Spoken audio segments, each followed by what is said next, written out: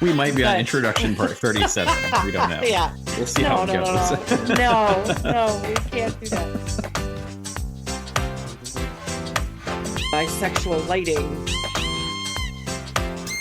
You're listening and you have thoughts and you want to share them with us. And we love that. Oh, sure. Put me on the spot. Why don't you? Susie sells seashells by the seashore. No, she doesn't. Because it's going to be great. And I think you're going to enjoy the heck out of it.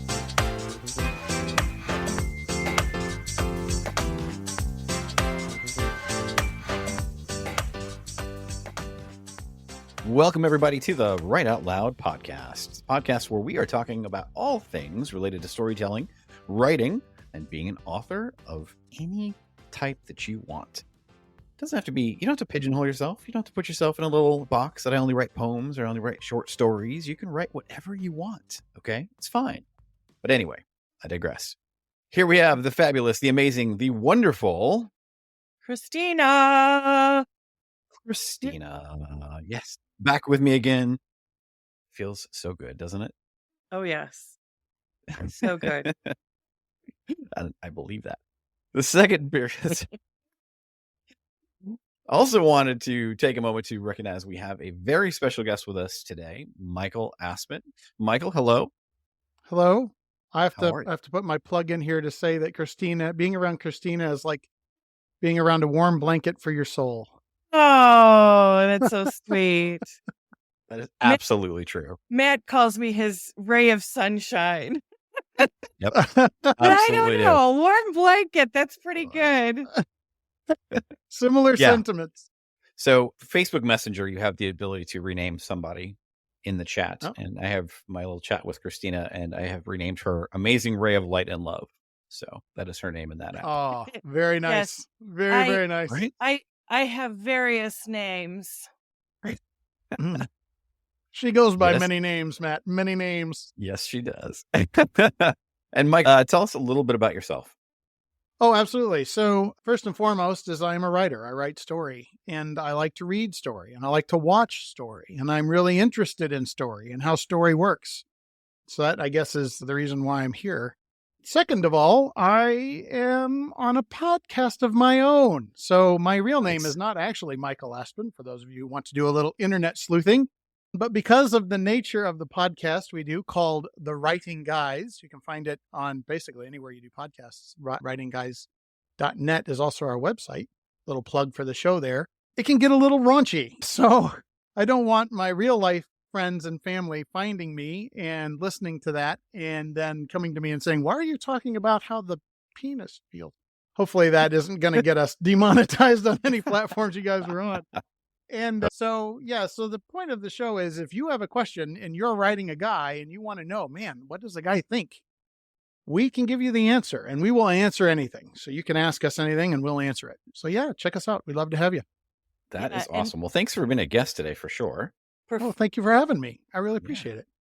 Preferably go to the Writing Guys podcast. Then this actually, believe it or not, just happened today on Taryn Fisher's stories.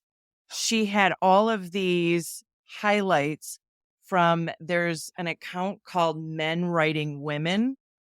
And it's these just terrible ways of writing women that just are atrocious. So, I guarantee you that there was a significant amount of attention paid to the woman's breasts. Right? I don't think women are as aware of breasts as men are about when they're writing a woman. Believe it or not, it was something about a woman has to wait a few seconds to pee in the bathroom, and men are just not kidding. I'm not kidding. Yes, it was like I said, it was. I have never heard of a shy bladder on a woman, but I can tell you, standing in a urinal with a group of guys in the room, I've had shy bladder. That's happened to me. Yes, it has. I can confirm. Yes. Not that Michael has had it. I have had it.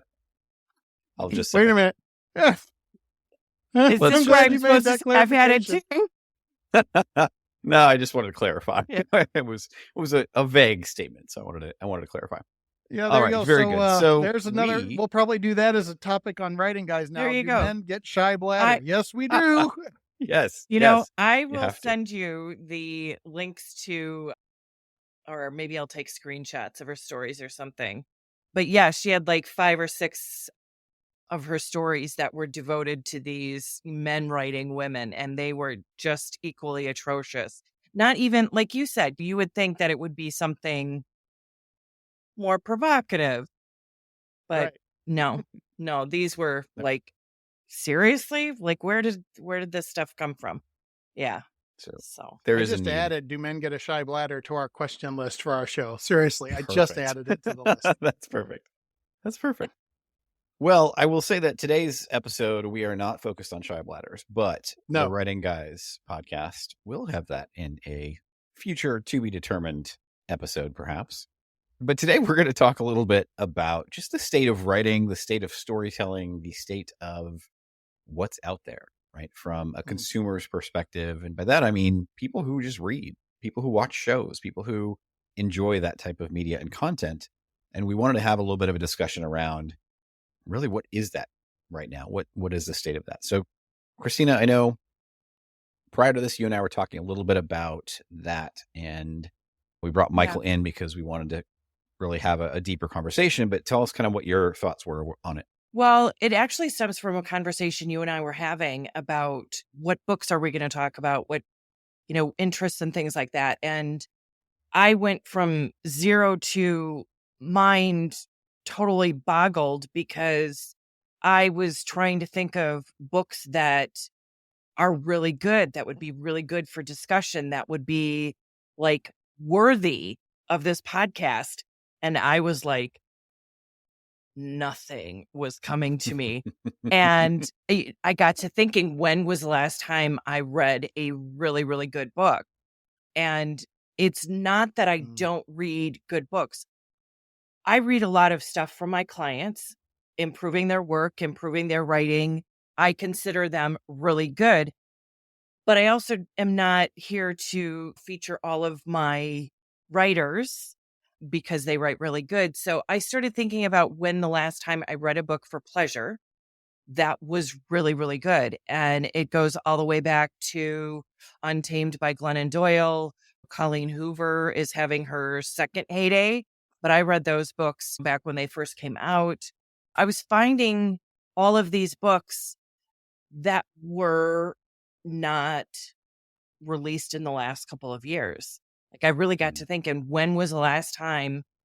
Now, that's not to say that I'm not enjoying the reading, that I'm not finding books that are okay, but I have very high standards. I don't know if that's from my editorial years or whether that's just the state of the industry right now. And it really kind of spiraled into, you've got self-publishing out there that there is no, I don't want to call it a gatekeeper. New York, they call them gatekeepers. If you're published by New York, it offers some sort of quality or expectation of quality, but you've got a lot of people that are self-publishing that anybody can self-publish. Sure. So, plus, from my knowledge now, I haven't personally come across any, but I am talking to a lot of readers, other industry members, other authors that are saying the market is totally flooding with AI and it's not quality. What is the state of the industry right now? So it really started me thinking on, what quality books are out there. And I know there have to be some. I'm just not finding them. I'm not connecting them. Maybe it's because I'm not hanging out with a book club and figuring out what are the best things out there to read right now. But that's where I'm at. Sure. Michael, what are your thoughts on that? I guess I tend to be, I think I'm less optimistic than Christina. So I too am a story snob.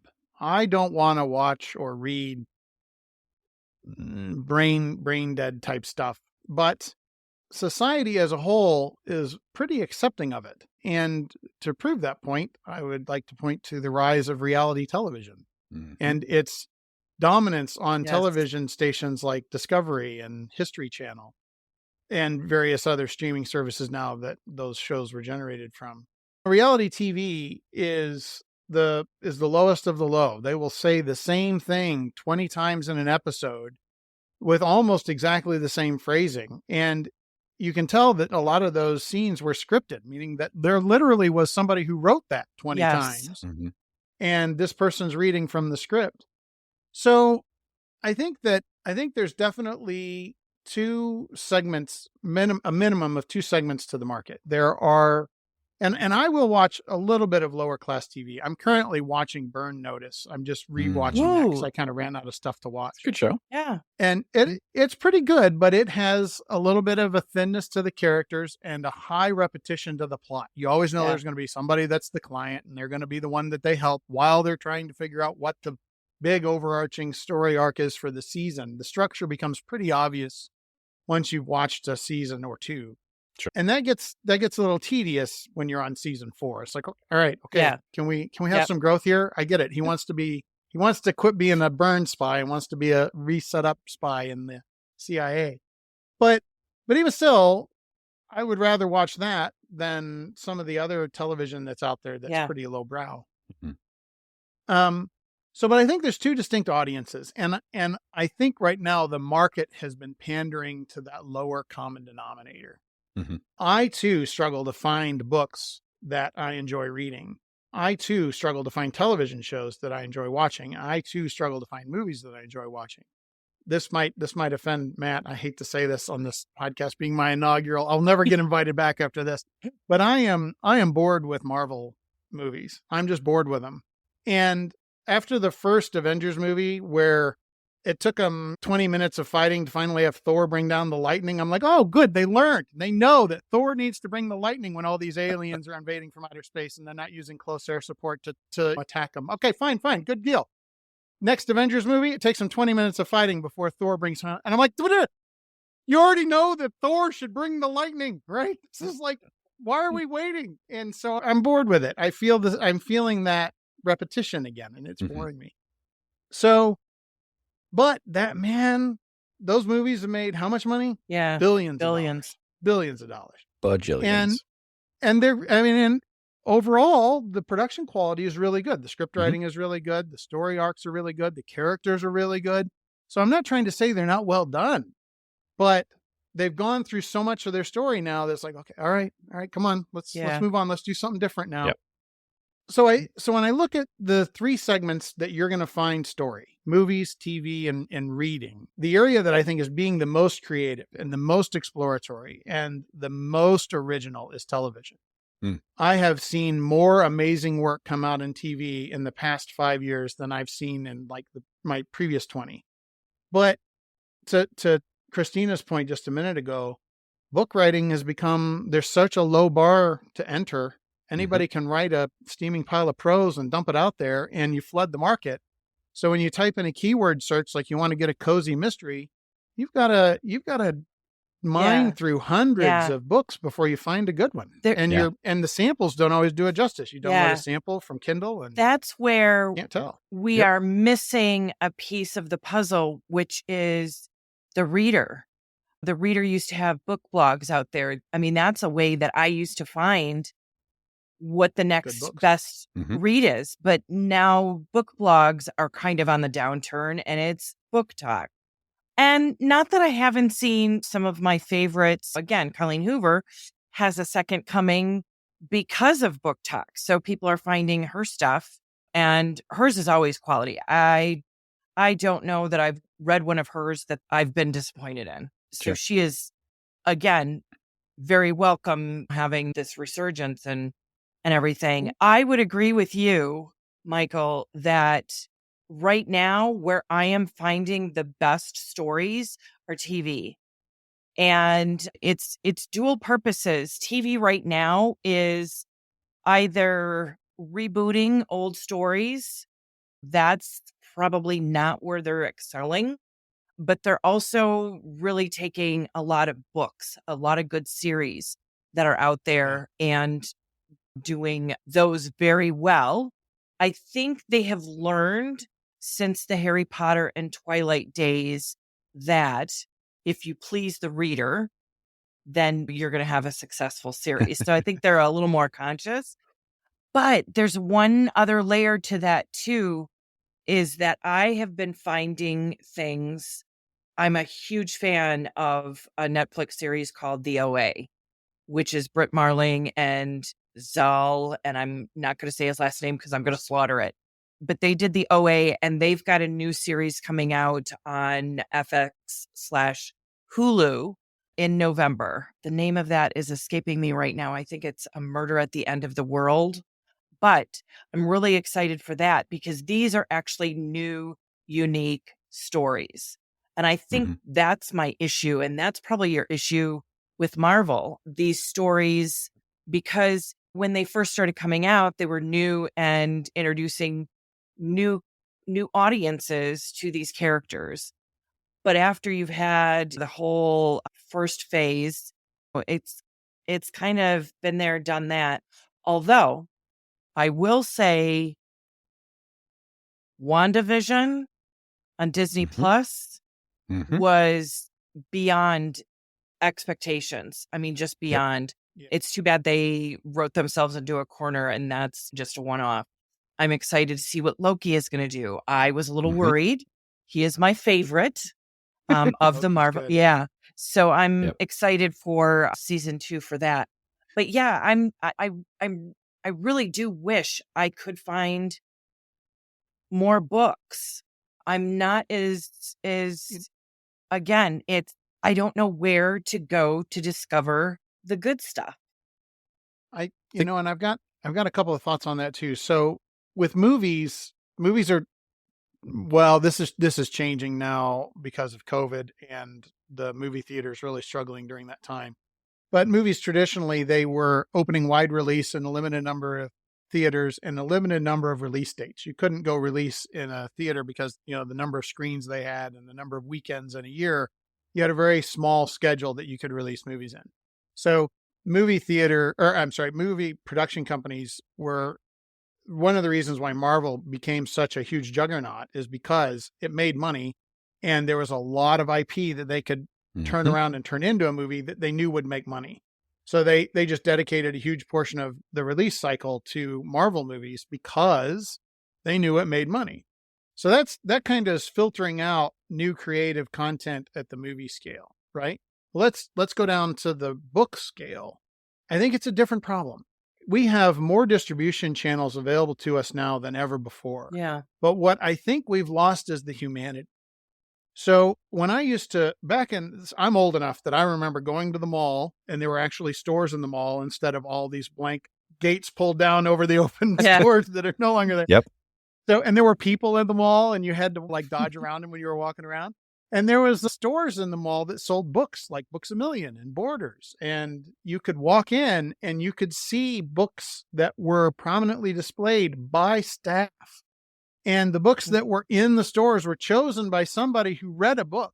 Yeah. And it was that human touch of somebody read it and they loved it so much that they're like, this has to get on shelves so people can buy the book. And there is no algorithm that Amazon can provide that can replace that personal touch. Yep. So I think that there were in the 90s and early 2000s, I think there were probably a lot of people that were writing substandard fiction, but it was just so much harder to get it in front of everybody, right?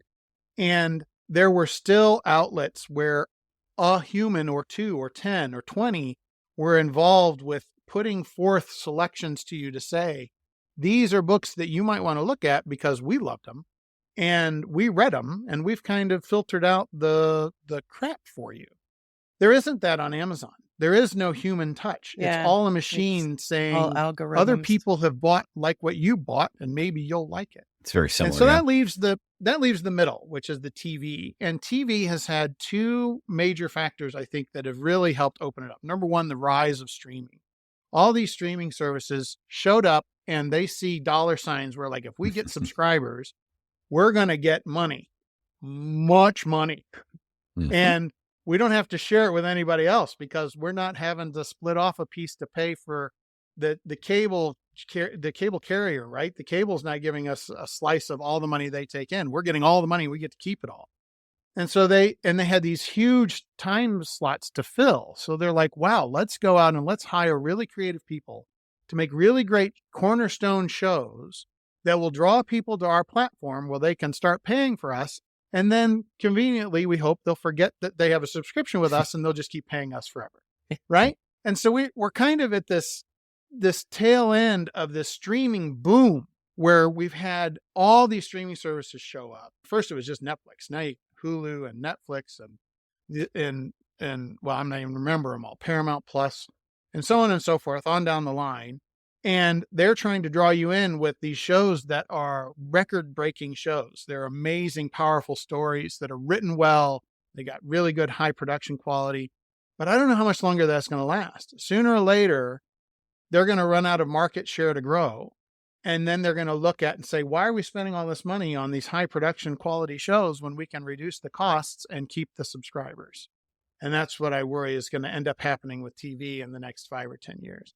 So where do you find good story right now? Streaming has allowed for TV to be a great place to find great story. Yeah, I do think we're going to continue to see that happen, though, with like the Netflixes, the Apple TV Pluses, the Paramount Pluses, right? Because they have to differentiate themselves.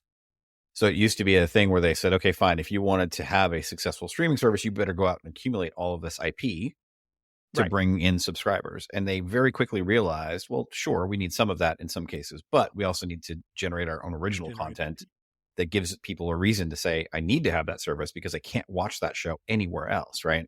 And I do think to some degree that is going to continue. And I think that's part of why we see a lot of the quality that we see come out of those streaming services versus books. Where again, it goes back to your comment, both your comments about the lack of like a gatekeeper. Yeah. For written content, there are blogs, websites, everybody's writing something out there. And there isn't a whole lot of just somebody moderating the content and making sure that the content is high quality. So what's interesting about the whole gatekeeper idea, and if we're looking at the self-publishing platforms, so Amazon, Apple, all of the other ones that you can self-publish on, eventually quality does win out, but it's on the back end that it gets filtered through. So what I mean by that is you can put the piece of crap out there and it can sell initially, but eventually people are going to stop buying it. The reviews are going to 2 and 3 stars and all of that kind of stuff.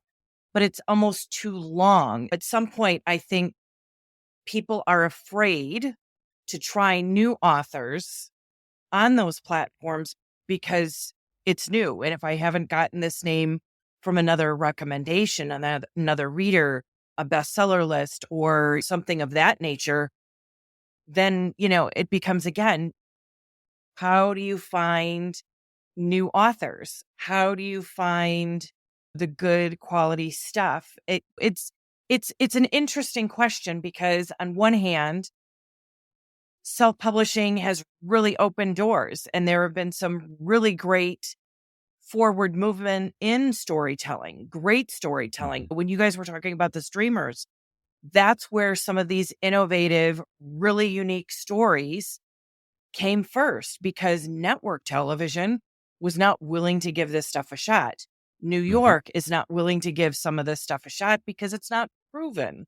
New York is looking for someone that has a social media following, someone that has already proven sales to come over. So there are very few new authors that they're willing to take on, where in the past, New York has had its entry-level authors, mid-list, and then the top tier. So that's, again, it's great on one hand, but on the other, you do have to filter through some muck. I think as a consumer of books, right, or a consumer of the written word, I think part of that COVID has done a number on that audience, or has done a number on that population of people. And I mean that in the sense that everybody was at home, they had all kinds of time to do things. They learned new skills, they did new hobbies, they did all this stuff, right?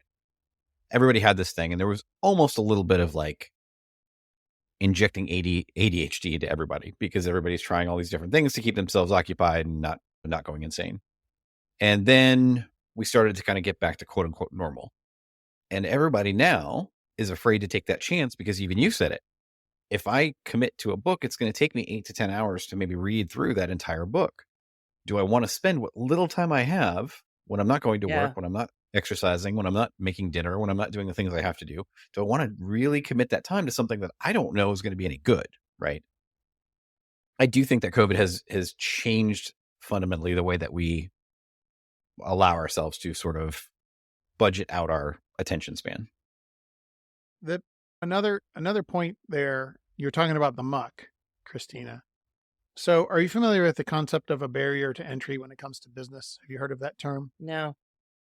So the investor Warren Buffett talks about choosing companies that he wants to invest in. And one of the things that he chooses a company on is what he calls the moat, which is the difficulty it would be for another company to replicate the product or service that the company he's investing in can do. So he likes to give the example of Coca-Cola, right? Nobody's been able to dethrone Coca-Cola because nobody can replicate that particular formula exactly. There's some that are pretty close. Pepsi's pretty close. Mm-hmm. And those two have been battling it out before I was born. Better, some right? would say. But what? It's better, some would say. Yeah, but well, no, that's fine. That's a personal opinion. But the point being that you have only room in that business for 2 competitors. Yeah. There really isn't room for 3 or 4. So if you're trying to come in and you're trying to create a new carbonated cola flavored beverage, and you're trying to beat Coke and Pepsi, you're going to have a really long, hard road. They've got deep pockets. They've got well-established brands globally. They've got very loyal fans. There are people like me that like Coca-Cola, and then there are the fools that like Pepsi. And then you get the idea. There's this high barrier. You have to get over a lot to get people to even try your stuff. And then if they don't like it on the first sip, you've lost them, right? Yep. Well, in the writing world, we have the opposite issue. There's a really low barrier to entry. Anybody who has a keyboard and a little bit of time and an internet connection, which almost everybody does in the United States, at least, you can write a book. You don't even need to buy writing software. You don't need to buy anything.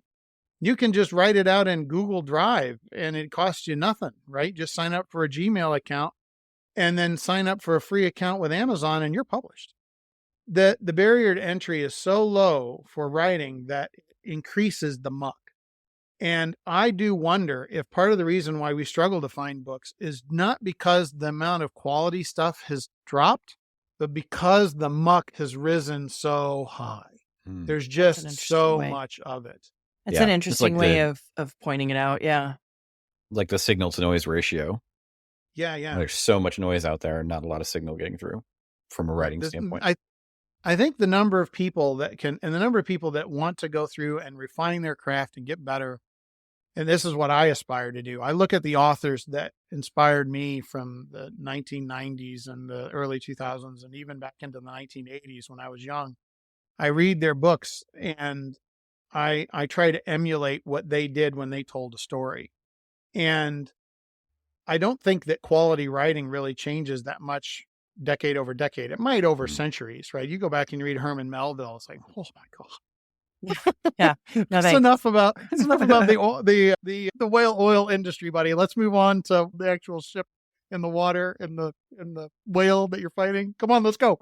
So, but anyway, back to the point. So decade over decade, I don't think you see a huge fluctuation. You can make a little bit more up to date and a little bit more streamlined maybe and stuff like that. But high quality writing is high quality writing, and it's pretty timeless. I mean, look at Jane Austen.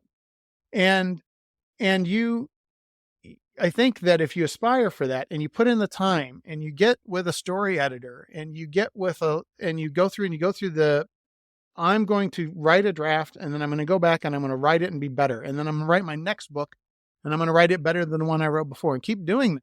Mhm. I don't know how many people do that are self-publishers. I think the ones that do rise to the top. It's just you're only going to ever have a X percentage that do that. But the percentage of people that are just pumping out garbage is growing. Yeah. And that's why you're having what that you issue. said right there is actually something that I have seen before self-publish became a thing back with New York. What I noticed back then was if the writers' writing is not growing with their audience, because we as human beings grow and mature and learn, and our tastes therefore grow. And this isn't necessarily talking about quality. I'm just talking about growth. And so if you're not growing as a writer, period, then your audience is eventually going to grow out of you. And then you're going to have to wait for whoever's growing into you to read you. Right. And this is a topic for another time because we're not going to be able to touch on this. But something that you said earlier, Michael, in specifics to television, in that the reality TV versus scripted, good, juicy stories, I would actually say in writing and specifically in books, one thing that I talk to my clients about quite a bit is the idea that there are surface readers and there are readers that are looking for more depth. And those writers who can hit both audiences. So satisfy the people that are just looking for 5 hours of fun, take me away from this awful world we're living in. And then also hit the readers that are looking for depth, that are looking for clues and hints to, what's happening with this character? What's going on? If you can hit those two audiences, that's what makes a bestseller. That's what makes longevity in a career. If you're just hitting the surface readers, you're going to lose that audience again that's growing, and they're going to grow out of you. And as long as you're not writing, as you say, Melville style, where you're losing your audience, you can't write too smart. You really can't. You know, you bring up a good point. And I want to mention something that I've noticed about myself is, and so I'm speaking for all readers now. Congratulations, audience. You have a spokesman right here on the show. You have been appointed. So I've been appointed by myself. So I have found that I self-edit as I'm reading.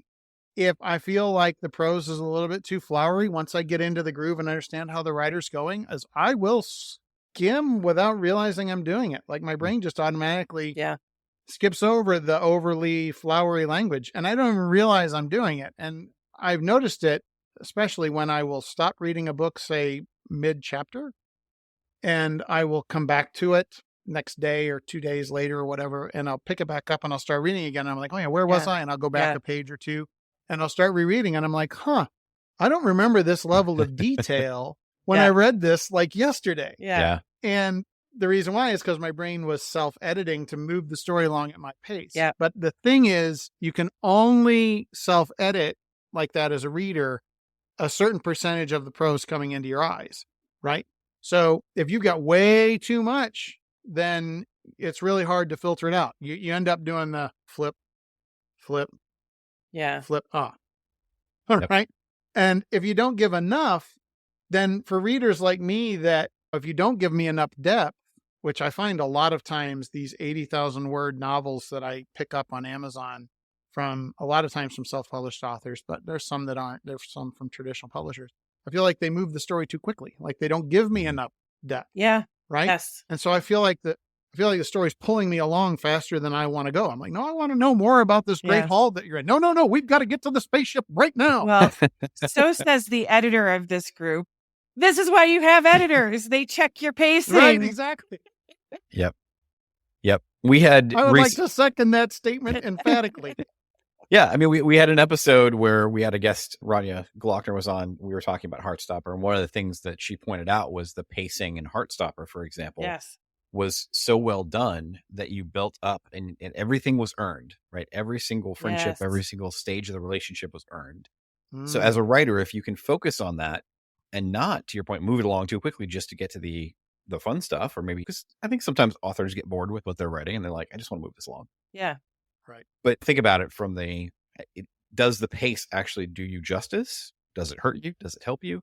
How does that look, right? That's something that we don't always think about as a writer. And I think I would also reflect on some of the past episodes that we've put out where we've talked about things like show versus tell. Yeah. We've talked about some of the different writing techniques that authors can use to really bring that story to life and make it a readable, functional story.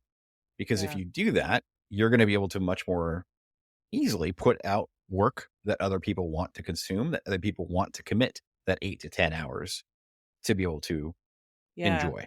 Well, to Michael's Yep. point, that's why you do your first draft, your second draft. You keep working at it.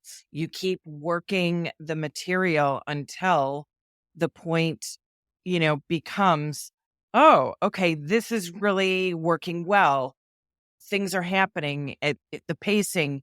The author is not rushing the ending because, oh, I'm almost done. You get a little bit more of that happily ever after in any way, shape, or form. It doesn't just once the plot ends. That's not necessarily the end of the story for the reader. Sure. So if we were going to challenge our listeners to kind of reflect on what we've discussed and think about how they're going to actually put work out there that everybody wants to enjoy, what is that challenge? What do we want to lay at their feet and say, do this thing? I would say, what is the one author, TV show, movie, storytelling thing that we're all missing out on because there's not enough people talking about it? There's not enough attention paid to it. They're not a New York Times bestselling author, but this is simply one of the best things you've ever read. And if only it could get in front of readers, they would love it too, or watchers or whatever. Mhm. That's what I would say. Give us that one thing that no one is talking about yet that you've read, TV show that you've watched, movie that you've seen. Michael? I think my challenge is going to be more centered around style. Eddie Murphy, arguably one of the best comedians to ever hit the stage, was one time asked how he got his start. He said he got his start in his living room telling jokes that sounded like Richard Pryor jokes because he loved Richard Pryor. Yeah. So literally in single digit age, Eddie Murphy was learning about timing, dissecting the joke, dissecting the callback, understanding how comedy worked at a atomic level. And then he went and he made his own comedy. And there were hints of Richard Pryor in his comedy. If you watch his stage shows from like Raw, Eddie Murphy's Raw, Mhm. there are hints of what you would see from a Richard Pryor show in Eddie's show. But it was all Eddie, right? Eddie took it and made it his own. So my advice, and this is what I'm doing, hopefully it will pay out, is find the authors that grab you and don't let you go, and learn how to write like they do. Emulate them at an atomic level. And then once you understand and you sliced and diced it, you understand how the sentences are structured and the adjectives are added and in what order and how they introduce new characters and how they drive the plot and what twists and turns they make. Once you kind of learn that at some atomic level, take that and apply it to whatever story you're wanting to tell. Combine space aliens and space mobsters and a sex trade. Okay, fine. Just make sure you're telling it in a way that you find so fascinating you can't put down because you're emulating somebody that was so fascinating you couldn't put them down. And that I think is going to cover a big part of just being able to tell a good story. And then hire an editor. Yes. They're well worth it. And don't take the easy way out, right? Like write that first draft, write yeah. that second draft, write that third and fourth and fifth draft if you have to. But I think my challenge to the listeners is this: write the stories that you would want to watch or want to listen to or want to read, right? If you're writing for yourself, if you're writing for the things that speak to you, the natural ability for you to tell that story, the natural way for you to communicate with others is going to come through, and it's going to pull people in because you're writing. And we've talked about this before. You're writing authentically. You're writing true to what you enjoy. And that kind of heart is not easy to replicate. So take all of these tips, take all these challenges, pull them together, and put some work out there. The rest of us are just dying to read. Yeah. Awesome. I think my favorite piece of positive advice I ever read was the universe wants you to succeed. Yes. Mm-hmm. It's cheering you on. You just got to put in the work. Yeah. Absolutely. You just have to rise That's up awesome. and meet it. I love that. I love that. Well, thank you very much, especially Michael Aspen. Thank you for joining us as our featured guest in this episode. We very much appreciate that. Thank you as always to Christina. Yeah. Go ahead. I was going to say it was my pleasure. Thank you for having me. And now I'm sorry I cut off Christina's outro, so I'll let you say it again. No, you're fine. You're fine. My outro is always goodbye. I mean, that's all I say at the end. Yeah. No, I would say thank you very much, my darling Christina. Always good to get together and talk about our most favorite topic, which is storytelling. Yeah. Well, thank you both, and till next time, everybody. Goodbye.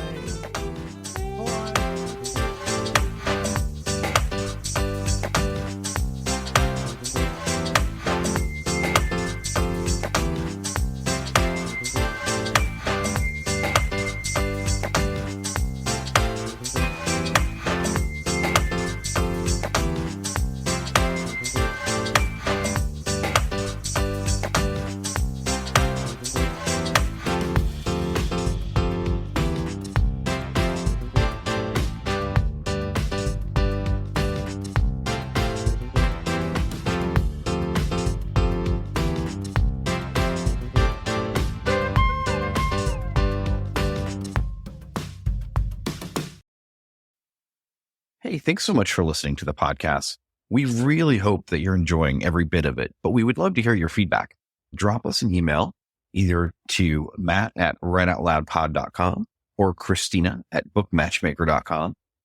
We would love to hear your thoughts. What's working, what's not working, and what do you want to hear more of?